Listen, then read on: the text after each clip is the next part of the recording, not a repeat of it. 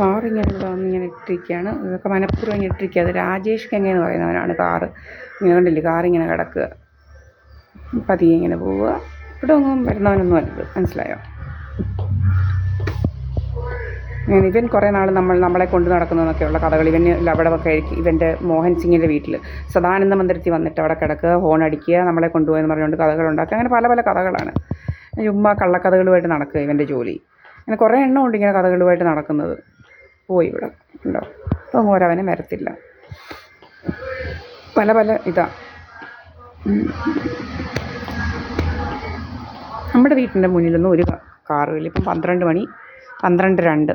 ഇപ്പം March 15. Okay, പല വേലകളാണ് ഇങ്ങനെ. ഇവൻ കയറി കാറിട്ടിട്ടുണ്ട് ഇവിടെ. രാജേഷ് കെങ്ങ എന്ന് പറയുന്നവൻ അവിടെ കൊണ്ടുവന്ന് കാറിട്ടിട്ടുണ്ട്. അപ്പം ഇങ്ങനെ ഓരോരുത്തർ കൊണ്ടുവന്ന് കാറിടുക, ഇങ്ങനെ പല പല വേലകളാണ്, കഥകളുണ്ടാക്കാനായിട്ട്.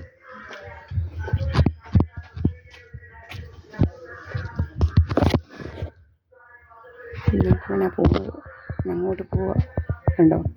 ഇവനാണ് രാജേഷ് കെങ്ങ. ഇവന്മാരുടെ വീട്ടിലിങ്ങനെ വരിക, നമ്മൾ പെണ്ണുങ്ങളെക്കുറിച്ച് കഥകളുണ്ടാക്കുക. ഭയങ്കര രോഗമായിട്ട് മാറിയിരിക്കുകയത്.